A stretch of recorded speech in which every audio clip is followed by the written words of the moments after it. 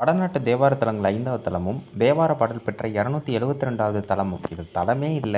மொத்த எல்லா தேவார தலத்துக்கும் தலைமை தலம்னு சொல்லலாம்.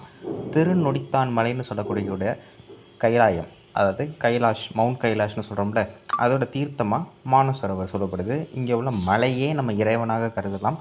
மொத்த எல்லா கோவில்களோட கோபுரம், விமானம் எல்லாத்துக்கும் ஒப்பானதாக இது சொல்லப்படுது. இறைவன பரமசிவன், கைலாயநாதர் எல்லா திருநாமங்களும் உடையவராக இருக்கிறார். இறைவி பேர் பார்வதி தேவி, நமக்கும் தெரியும்.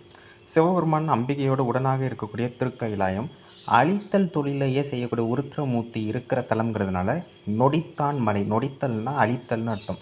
சுந்தரரே தன்னுடைய பாடல்களில் நொடித்தான் மலைன்னு தான் குறிப்பிடுகிறார். இம்மலையை உமாதேவி அஞ்சுமாறு ராவணன் பெயர்க்க முயன்ற போதுதான் இறைவன் தன்னோட கால் விரலால் அழுத்த மலைக்குள்ளே சிக்கி அதுக்கப்புறம் ராவணன் பாடி அதுக்கப்புறம் மீண்டாரெல்லாம் நமக்கு தெரியும். சம்பந்தர் 2 பதிகமும், அப்பர் 4 பதிகமும், சுந்தரர் ஒரே பதிகமும் பாடியிருக்கிறாங்க. 29 மைல் சுற்றளவு உடையதாக விளங்கக்கூடிய இந்த மலையில் சதுரம், முக்கோணம், வட்டம் போன்ற சித்திர வேலைப்பாடுடைய மேடைகள் அங்கங்கே தெரியுது. இந்தியாவில் இமயம் முதல் கன்னியாகுமரி வரையில் உள்ள எல்லா கோபுரங்களும் எப்படி இருக்குமோ அதேமாரி அங்கங்கே சில கோபுர வகைகள்லேயே சில மலை முகடுகளை நம்ம பார்க்க முடியும். ஞானசம்பந்தர் திருக்காளஹஸ்தி மலையில் இருந்தவாறே இந்த கோவிலை நோக்கி பாடுகிறார்.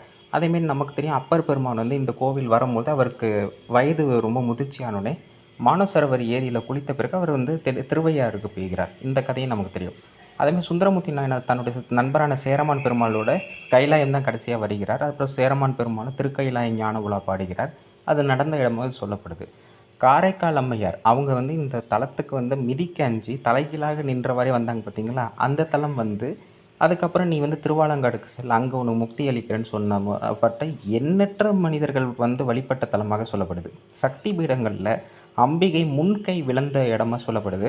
இதுக்கு எதிர்த்தாப்பில் இருக்கக்கூடிய அந்த மானசரோவர் ஏரி கிட்டத்தட்ட கடல் போல காட்சியளிக்கும். 5 நதிகள் ஆரம்பிக்கக்கூடிய பகுதியாக சொல்ல, பிரம்மபுத்திரா, சட்லஜ் இதெல்லாம் அங்கே தான் ஆரம்பிக்கப்படுது.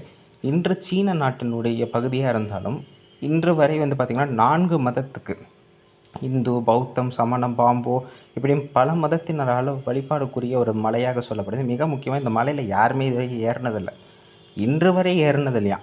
இதை விட பெரிய மலையான இதுவே ஏறிட்டாங்க, மவுண்ட் எவரெஸ்ட்டே ஏறிட்டாங்க. ஆனால் இந்த மலை இன்னும் வரைக்கும் ஏறப்படலை. அந்த அளவுக்கு இது சக்தி வாய்ந்த மலையாக சொல்லப்படுது. அதேமாதிரி பார்த்திங்கன்னா இதை சுற்றி இருக்கக்கூடிய பகுதிகளிலேயே பார்த்திங்கன்னா நிறைய தாவரங்கள் இதெல்லாம் இருந்தாலும் கூட ஒரு அளவுக்கு மேலே தான் இது ஏற முடியுதான். அதுக்கப்புறம் பார்த்திங்கன்னா இந்த மூச்சு விடுறது இது எல்லாமே டீஏஜிங் ஆகுது அப்படிங்கிற மாதிரிலாம் சொல்கிறாங்க. எது எப்படியோ இந்த கைலாயங்கிறது ஈசன் உரையக்கூடிய ஒரு அற்புதமான இடம்.